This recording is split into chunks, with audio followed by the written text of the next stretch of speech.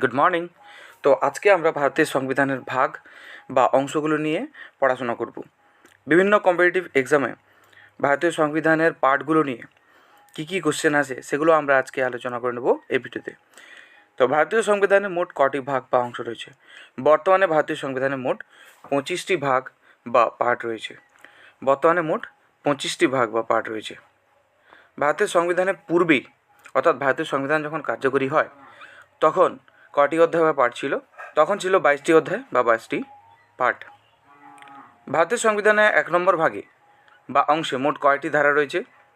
মোট 25টি ভাগের মধ্যে ভারতের সংবিধানের প্রথম ভাগে, অর্থাৎ পার্ট 1, সেখানে মোট 4টি ধারা রয়েছে। কটি ধারা রয়েছে? 4টি ধারা রয়েছে। 1 নম্বর থেকে 4 নম্বর ধারা পর্যন্ত রয়েছে ভারতের সংবিধানের পার্ট 1-এ।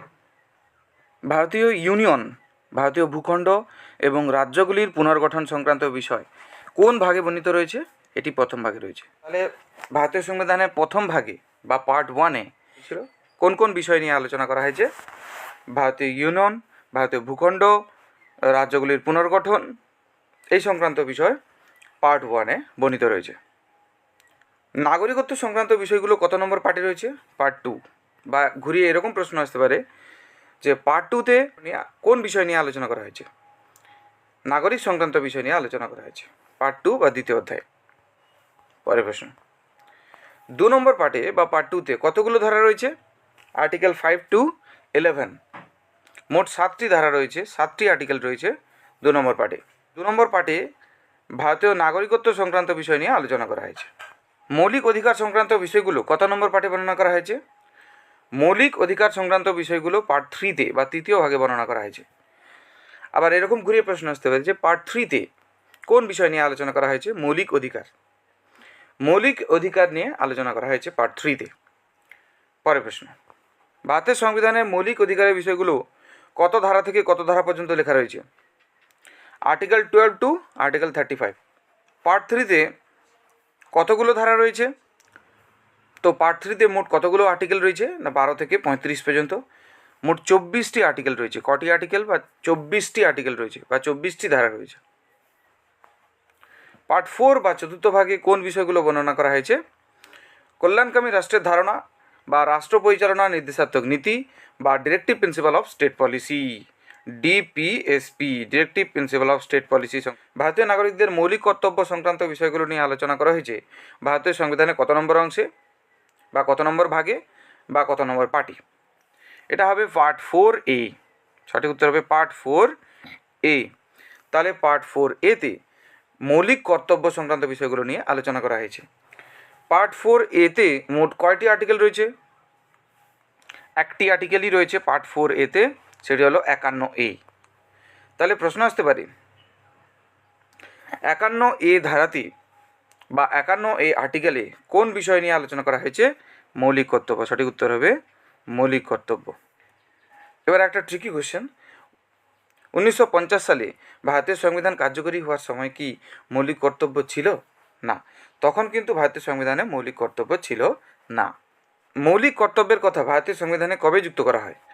মৌলিক কর্তব্যের কথা যুক্ত করা হয় 1976 সালে। মৌলিক কর্তব্যের কথা ভারতীয় সংবিধানে 1976 সালে যুক্ত করা হলো, তাহলে তো সংবিধানকে সংশোধন করতে হবে। তো কততম সংবিধান সংশোধনে 1976 সালে মৌলিক কর্তব্যকে ভারতীয় সংবিধানে যুক্ত করা হয়? সঠিক উত্তর হবে 42তম সংবিধান সংশোধন। 42তম সংবিধান সংশোধন। তাহলে 42তম সংবিধান সংশোধন কবে হয় এটাও প্রশ্ন আসতে পারে। তাহলে সঠিক উত্তর 1976 সালে। তাহলে 1976 সালে 42তম সংবিধান সংশোধন হয়, আর সেই সংশোধনে পার্ট 4A তৈরি হয়, আর পার্ট 4A ভাগে মৌলিক কর্তব্যকে ঢোকানো হয়। তাহলে 42তম সংবিধান সংশোধনীতে কী যুক্ত করা হয়েছে?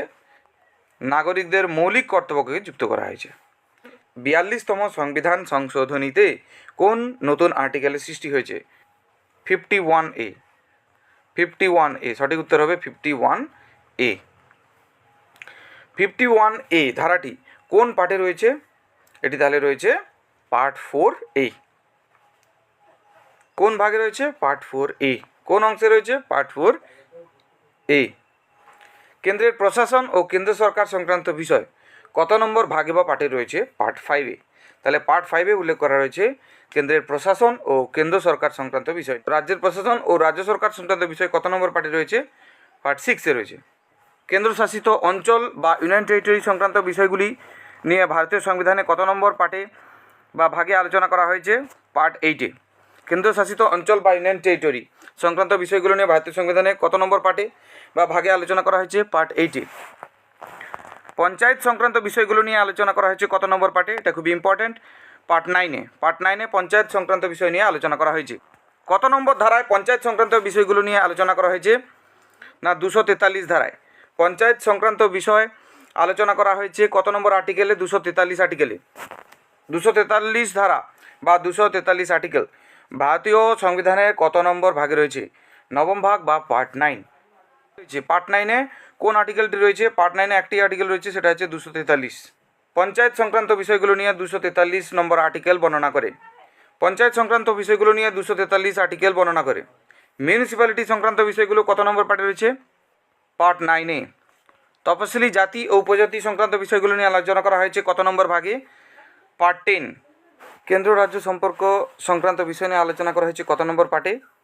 পার্ট 11, একাদশ পার্টে। একাদশ ভাগে কেন্দ্র রাজ্য সম্পর্ক সংক্রান্ত বিষয় নিয়ে আলোচনা করা হয়েছে। নির্বাচন ও নির্বাচন সংক্রান্ত বিষয়গুলো নিয়ে আলোচনা করা হয়েছে ভারতের সংবিধানে কত নম্বর পার্টে? এটা 15 নম্বর। নির্বাচন ও নির্বাচন কমিশন সংক্রান্ত বিষয়গুলো নিয়ে আলোচনা করা হয়েছে ভারতীয় সংবিধানের পার্ট 15। সরকারি ভাষা সংক্রান্ত বিষয়গুলো নিয়ে আলোচনা করা হয়েছে ভারতীয় সংবিধানে কত নম্বর পার্টে? পার্ট 17, 17 নম্বর পার্টে আলোচনা করা হয়েছে সরকারি ভাষা সংক্রান্ত বিষয়গুলো নিয়ে। জরুরি অবস্থা সংক্রান্ত বিষয়গুলো নিয়ে আলোচনা করা হয়েছে ভারতীয় সংবিধানের কত নম্বর পার্টে? পার্ট 18, 18 নম্বর পার্টে জরুরি অবস্থা সংক্রান্ত বিষয়গুলো নিয়ে আলোচনা করা হয়েছে।